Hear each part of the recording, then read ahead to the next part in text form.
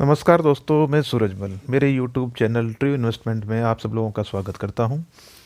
आज हम बात करने जा रहे हैं Warren Buffett stock picking 6 golden rule कि वॉरेन बफेट साहब जब किसी भी स्टॉक को सिलेक्ट करते थे तो कौन से वो 6 रूल्स के बारे में ध्यान रखते थे। तो मैं इस वीडियो की शुरुआत करूं उससे पहले आपसे एक रिक्वेस्ट करता हूं कि अगर अभी तक आपने मेरा चैनल सब्सक्राइब नहीं किया तो प्लीज़ आप सब्सक्राइब करें। तो चलो हम वीडियो शुरू करते हैं। वॉरेन बफेट के बारे में थोड़ा सा हम जान लेते हैं। वॉरेन बफेट साहब एक अमेरिकन इन्वेस्टर हैं। वो वर्ल्ड में सबसे अभी तक के सक्सेसफुल इन्वेस्टर हैं और उनकी जो नेट वर्थ है अभी तक दिसंबर 2020 के हिसाब से वो 6,24,991 है। 6,24,991 रुपये। वो वर्ल्ड में 4th नंबर के सबसे अमीर आदमी है और वो अपनी एक खास बात है उसके लिए हमेशा जाने जाते हैं वैल्यू पिकर के नाम से। वो वर्ल्ड में सबसे सस्ते स्टॉक चूज करते हैं। बफेट साहब ने 1950 में अपनी करियर की शुरुआत की थी इन्वेस्टमेंट सेल्स पर्सन के हिसाब से। फिर उन्होंने 1956 के अंदर एक बफेट एसोसिएशन बनाया। 10 साल से कम समय में ही 1965 में जो बर्कशायर उनकी हाथवे कंपनी है अभी तो उन्होंने रिटायरमेंट ले लिया, उसको उन्होंने कंट्रोल करना शुरू कर दिया था। बफेट साहब ने जून 2006 में अनाउंस कर दिया था कि उनकी जो एंटायर वर्थ है लाइफ की वो एक चैरिटी को वो डोनेट कर देंगे। अभी जो वॉरेन बफेट साहब की जो कंपनी है बर्कशायर हाथवे, वो लगभग 60 कंपनीज को ऑन करती है। उसके अंदर है इंश्योरेंस कंपनीज भी हैं, बैटरी मेकर जैसे ड्यूरासेल वाली है वो भी है, रेस्टोरेंट भी है, डेयरी चेन वाली कंपनियां भी हैं। जो इंडिया के वॉरेन बफेट के नाम से जाने जाते हैं उनका नाम है राकेश झुंझुनवाला। वो हमारी इंडिया के वॉरेन बफेट बोले जाते हैं। तो वॉरेन बफेट साहब थे वो कौन से 6 गोल्डन रूल्स थे उनके, तो वो स्टॉक को पिक करने से पहले देखते थे। उसमें फर्स्ट नंबर पे है कंपनी की परफॉर्मेंस, सेकंड पे है कंपनी पे डेबिट कितना है, थर्ड पे है प्रॉफिट मार्जिन, फोर्थ पे है इज़ द कंपनी पब्लिक, और फिफ्थ है कमोडिटी रिलायंस, और सिक्स है इज इट चीफ, जो कंपनी है वो वैल्यूएशन उसके सस्ते है या नहीं।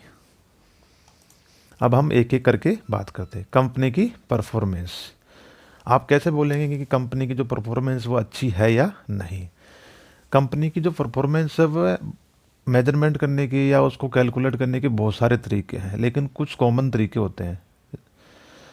तो बफेट साहब क्या देखते थे, कंपनी की परफॉर्मेंस कैलकुलेट करते थे कंपनी की आरओई दे के, रिटर्न ऑन इक्विटी, कि कंपनी है वो अपने शेयर होल्डर्स हैं उनको किस हिसाब से रिवॉर्ड करती है अदर कंपनीज से। इन्वेस्टर जो, अगर आप किसी कंपनी का स्टॉक अगर आप पिक कर रहे हैं तो उसके लिए आपको आरओई मिनिमम 5 से 10 साल की पीछे की आपको आरओई देखनी पड़ेगी ताकि आप उसका हिस्टोरिकल एनालिसिस कर सकें। आरओई स्पेशली क्या किस लिए यूज होती है, comparing the performance of company in the same industry. भाई एक ही इंडस्ट्री में जितनी भी कंपनियां हैं उनकी परफॉर्मेंस देखने के लिए हम आरओई निकालते हैं। ROE is a measure of management's ability to generate income from the equity available on it। मतलब जो ROE है वो मैनेजमेंट की इस एबिलिटी को दर्शाता है कि जो इक्विटी मार्केट में उनकी ट्रेड कर रही है उसके ऊपर वो कितना अर्न कर पा रहे हैं और अपने शेयर होल्डर्स को वो कितना रिवॉर्ड दे पा रहे हैं। तो जिस कंपनी की ROE जितनी अच्छी होगी वह कंपनी अपने शेयर होल्डर्स को, मतलब उसका स्टॉक का जो प्राइस है वो उस हिसाब से ही मूवमेंट करेगा, अप रहेगा। नॉर्मली किसी भी स्टॉक को पिक करने से पहले हम आरओई देखेंगे, लेकिन आरओई होनी कितनी चाहिए, मिनिमम 15 to 20% अगर कंपनी की आरओई है तो वो हमेशा उस कंपनी को हम अच्छी मानते हैं, इन्वेस्टमेंट के लिए सही मानते हैं, और उससे ऊपर है तो बहुत अच्छी बात है। ROE is equal to physical year net income. ROE calculate कैसे करेंगे, उसकी जो नेट इनकम है उसको डिवाइड कर दो टोटल इक्विटी से, वो उसकी कंपनी की आरओई होगी। अब आरओई के अलावा हमें और कंपनी की परफॉर्मेंस में कौन कौन सी चीज़ देखनी है? रिटर्न ऑन कैपिटल एम्प्लॉयड, जिसको बोलते हैं हम ROCE, return on capital ROC, वो भी हमें दिमाग में रखनी चाहिए। तो आरओई निकालने का बेसिक फॉर्मूला है कि कंपनी की जितनी भी टोटल इनकम है उसको डिवाइड कर दो जितने भी मार्केट में उस कंपनी के शेयर हैं, वो उस कंपनी की आरओई होगी। अब हम आते हैं दूसरे टॉपिक पे, कंपनी डेबिट। कंपनी पे जितना ज़्यादा डेबिट होगा उस कंपनी की परफॉर्मेंस उतनी ही कम होगी। अब हम एक एक पॉइंट क्लियर करते हैं। The debit to equity ratio, that is called DE, is another key statistics Buffett considered carefully. मतलब जो कंपनी का डेबिट था वो बफेट साहब बिल्कुल माइनरली ऑब्जर्व करते थे। अब उसमें कंपनी जैसे डेबिट लेती है वो किस फॉर्म में लेती है? हो सकता है वो लोन लिया हो, बॉन्ड्स लिए हो, नोट्स के जरिए लिया हो, मोर्टेज के जरिए लिया हो, ये सब ऑल टाइप ऑफ डेबिट है। ए company may use various kind of debit to finance its operation as a part of its overall corporate finance strategy like term loan, revenue based financing। मतलब किसी प्रोजेक्ट को complete करने के लिए वो company loan ले, bonds, securities, letter of credit, एक letter पे उन्होंने गारंटीड करके दे दिया कि हमें इतना लोन चाहिए उस पे। Companies also use debit in many ways to leverage the investment made in their asset, leveraging the return on their equity. This leverage, the proportion of debit to equity, is considered important in determining the riskiness of an investment. The more debit per equity, the more. Company में जितना ज़्यादा debit होगा वो company उतनी ही risky होगी।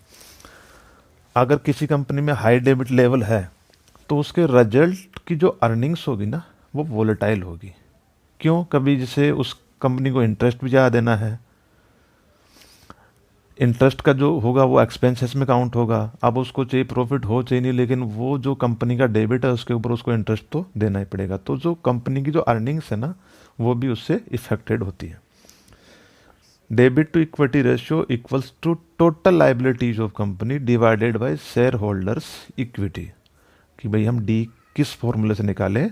तो company में जितनी भी टोटल लाइबिलिटीज हैं उसको डिवाइड कर दीजिए कंपनी के शेयर होल्डर्स की इक्विटी, कितने शेयर मार्केट में अवेलेबल है। नॉर्मली आदमी को जब भी कोई स्टॉक अगर सेलेक्ट करना है तो उसकी जो DE है, डेबिट टू इक्विटी रेशियो, वो लेस देन 0 पॉइंट, नॉर्मली तो डेबिट फ्री हो तो बहुत बहुत अच्छी बात है। अगर डेबिट है 0.2 से नीचे है तो उस कंपनी को भी अच्छी मानते हैं।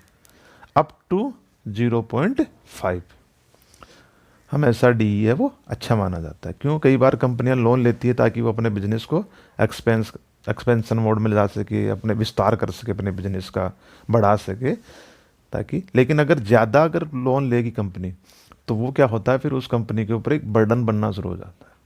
फिर वो कंपनी फिर उसके इंटरेस्ट के अंदर उसकी जो इंटरेस्ट का पेमेंट होगा तो उस इंटरेस्ट के पेमेंट की वजह से उस कंपनी की जो अर्निंग्स है ना वो कभी ऊपर आएंगी कभी नीचे आएंगी, तो आप उस कंपनी का प्रॉपरली उस कंपनी को जज नहीं कर पाएंगे।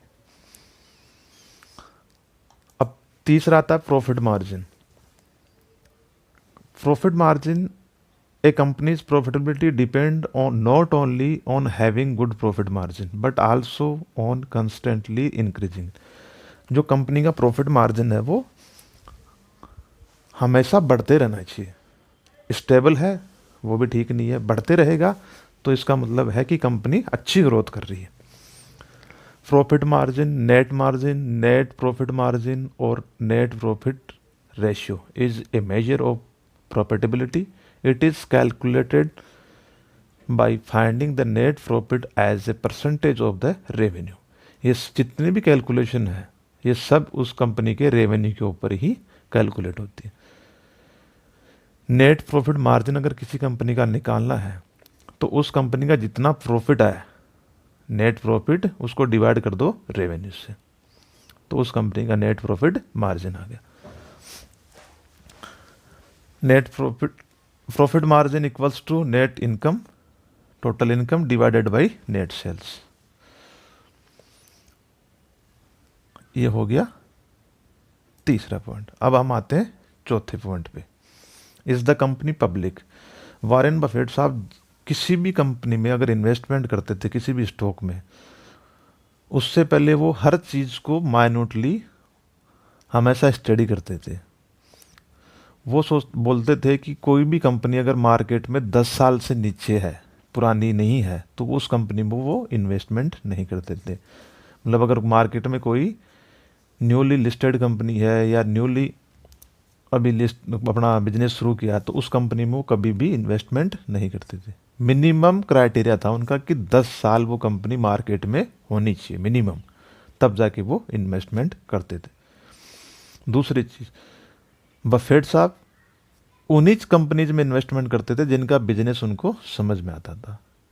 इसका मतलब ये होता है कि आपको ज़रूरी नहीं है कि हर कंपनी में इन्वेस्टमेंट करना ही है। जिस कंपनी का आपको बिजनेस समझ में आता है आप उसी कंपनी में अपनी जो हार्ड एंड मनी है उसको इन्वेस्ट कीजिए।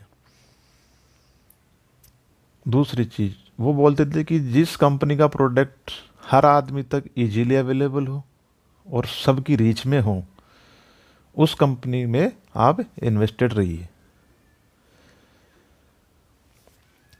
अब हम बात करते हैं कमोडिटी रिलायंस। बफेट साहब बोलते थे कि जो भी कंपनी में आप इन्वेस्टमेंट कर रहे हैं उस कंपनी का रॉ मटेरियल इजीली अवेलेबल होना चाहिए और चीप होना चाहिए। Buffett's this technique is clearly indicates toward companies unique product and no other option available.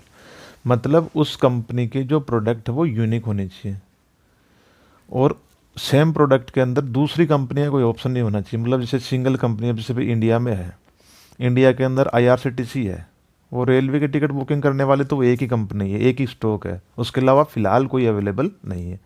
तो वो ऐसी कंपनी में हमेशा इन्वेस्टमेंट करते थे और चीप वैल्यूएशन पे।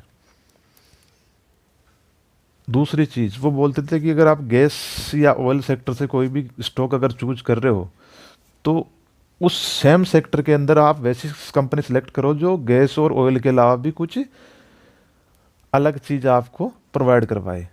जैसे अभी हम इंडिया में अगर बात करें तो रिलायंस की, रिलायंस इंडस्ट्रीज़ की, तो Reliance industries oil and gas दोनों में है, प्लस उसके साथ टेलीकॉम भी है।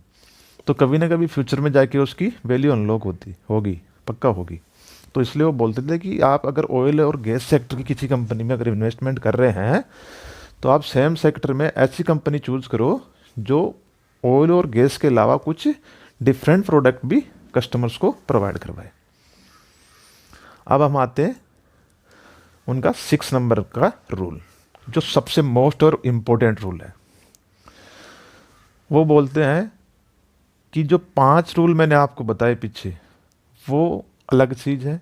अगर वो पांचों क्राइटेरिया कंप्लीट भी हो गए और अगर ये क्राइटेरिया 6 नंबर का है, अगर कंपनी चीफ नहीं भी तो भी वो इन्वेस्टमेंट नहीं करते थे। तो ये उनका सबसे मोस्ट क्राइटेरिया था कि कंपनी चूज करनी है, उससे पहले ही कंपनी चीफ है तो ही वो उसमें इन्वेस्टमेंट करते थे। और वो हमेशा अंडर वैल्यूड स्टॉक में इन्वेस्टमेंट करते थे, क्योंकि वारेन बफेट साहब जाने इसीलिए जाते हैं कि वो एक तो वैल्यू पे करते और अंडर वैल्यूड कंपनीज में अपनी इन्वेस्टमेंट करते थे ताकि आपको फ्यूचर में अच्छी रिटर्न मिल सके। वो बोलते थे कि it is the most difficult part of value investing and it is Warren Buffett's most important skill. To check this, an investor must determine a company's intrinsic value by analyzing a number of businesses fundamental including earnings, revenue और asset। आपको जो company की इनास्टिक value है, इनास्टिक value होती है कि जो hidden values हैं, कि जैसे वैल्यू अनलॉकिंग है, जैसे अभी इंडिया के अंदर आरसीएफ है, आरसीएफ का फर्टिलाइजर का काम है, लेकिन उसके साथ में उसकी एक लैंड वैल्यू भी है, वो इनास्टिक है। वो क्या है कि उसके मार्केट कैप में तो अवेलेबल नहीं है, क्योंकि अगर मार्केट कैप में अवेलेबल होगी तो जो आरसीएफ का मार्केट कैप है उससे डबल तो उसकी लैंड की वैल्यू है। तो वो उसकी नास्टिक वैल्यू है, कभी ना कभी वो वैल्यू अनलॉक होगी। फिर दूसरी बोलते थे, the company value does not include intangibles such as value of brand name which is not directly stated on the financial statement। मतलब आपको किसी भी कंपनी में इन्वेस्टमेंट करना है तो उस कंपनी का ब्रांड नेम देख के नहीं करना, क्योंकि ब्रांड और नेम के साथ हिसाब से कोई फाइनेंशियल स्टेटमेंट जो बैलेंस शीट बनती है कंपनी की हर क्वार्टरली, उसमें ऐसा कहीं कॉलम नहीं है कि आप ब्रांड की या नेम की वैल्यू दें। जैसे अब इंडिया में बोलते हैं कि ये तो HDFC ग्रुप की कंपनी है या बजाज ग्रुप की कंपनी है, ये तो हमेशा वैल्यूएशन इसके ज़्यादा होंगे। तो बफेट साहब हमेशा इसके उल्टा सोचते थे। क्यों? क्योंकि वो तो वैल्यू पे करते, तो इसलिए जब सस्ते कंपनी में अगर वो पैसा लगाएंगे तभी उनका कई गुना पैसा होता था, और वो हमेशा लॉन्ग टर्म में इन्वेस्टमेंट करते थे। वो इन्वेस्टर थे, उन्होंने लाइफ में कभी ट्रेडिंग की ही नहीं। और मैं हर बार यही बोलता हूँ हर आदमी से, अगर आपको स्टॉक इन्वेस्ट मार्केट से अगर पैसा कमाना है स्टॉक मार्केट से, तो आपको इन्वेस्टमेंट ही करना पड़ेगा। तो ये थे वॉरेन बफेट साहब के 6 गोल्डन रूल्स। मैं उम्मीद करता हूँ कि ये आपको अच्छे लगे होंगे मेरा वीडियो, और मैं उम्मीद करता हूँ और आशा करता हूँ कि आगे भी मैं ऐसे अच्छी वीडियो आपके लिए बनाता रहूँ और यूट्यूब पे डालता रहूँ। अब मैं आपके सामने एक चीज़ और रख देता हूँ कि आफ्टर कोविड-19 जो पैंडमिक हुई, उसके बाद में जो स्टॉक सिलेक्शन के जो क्राइटेरिया थे वो लोगों के सबके बदल गए, और सेक्टर्स भी बदल गए। तो मेरे हिसाब से, और जितने भी अभी वर्ल्ड में या इंडिया में जितने भी फंड मैनेजर हैं, ये सब अभी अलग अलग सेक्टर में अपना अपना अलोकेशन वो अलग अलग कर रहे हैं, चेंजेस कर रहे हैं। तो आने वाले समय में कौन से सेक्टर्स होंगे जिनका फ्यूचर ब्राइट है, मेरे हिसाब से, या फंड मैनेजर हैं वर्ल्ड के मान लो या इंडिया के, तो सबके हिसाब से आने वाले समय में आप इन सेक्टर के अंदर अच्छी कंपनी ढूंढ के, जो मैंने 6 क्राइटेरिया बताए वॉरेन बफेट साहब के गोल्डन रूल्स, उनको अप्लाई करके आप इन सेक्टर्स में अच्छी कंपनी ढूंढने के प्रयास करें, और आप उनमें अच्छा इन्वेस्टमेंट करें, लॉन्ग टर्म तक करें, तो आपको अच्छा रिटर्न मिलेगा फ्यूचर में। उनमें कौन सा है? Cloud services provider IT companies, मतलब जो कंपनियां क्लाउड सर्विसेज प्रोवाइड करवाती हैं, आने वाले समय में आफ्टर पैंडमिक इनका अच्छा फ्यूचर रहेगा। क्योंकि सब जितना भी काम हो रहा था ड्यूरिंग पैंडमिक, ये सब ऑनलाइन ही हो रहा था, तो स्टोर करने के लिए, हर डेटा को स्टोर करने के लिए एक जगह चाहिए। तो और इन कंपनियों में अच्छी ग्रोथ भी है, जो जिनकी उम्मीद थी कि ये 10 साल के अंदर ये इनमें ग्रोथ होगी, वो 5-6 महीने में ही इनमें ग्रोथ होगी। दूसरा जो सेक्टर अभी फ्यूचर में आएगा निकल के, वो आएगा डिजिटल एजुकेशन लर्निंग कंपनीज। बड़ी बड़ी अभी कंपनियां देखना आने वाले टाइम पे, बड़ी बड़ी यूनिवर्सिटीज़ हैं बड़ी बड़ी, उनसे टाई अप करके ऐसा प्लेटफॉर्म तैयार किया जाएगा ताकि अगर ऐसा कोई दोबारा से प्रॉब्लम आए तो एजुकेशन को इतना इफेक्ट ना पड़े। तीसरा आएगा, अभी समय चल रहा है वर्ल्ड में कि इलेक्ट्रिकल व्हीकल्स का, तो इलेक्ट्रिकल व्हीकल्स के लिए जो बैटरीज बनाती कंपनियां, उनका फ्यूचर ब्राइट है। और 4th नंबर का है hospital and health care services companies, क्योंकि इस पैंडमिक में पूरे वर्ल्ड ने देखा कि जो हमारी हेल्थ केयर जो चेन थी उसका क्या हाल हुआ, लोगों के क्या हाल थे, हॉस्पिटल्स के क्या हाल थे, कितने लोगों की जान चली गई अनफॉर्चुनेटली। तो ये सब चीज़ें आने वाले समय में एक फोकस सेक्टर रहेंगी। तो आप सब लोग, मैं उम्मीद करता हूं कि इन सेक्टर्स में अच्छी कंपनी ढूंढें और उनमें अपना निवेश करें और लंबे समय तक निवेश करें। धन्यवाद। प्लीज़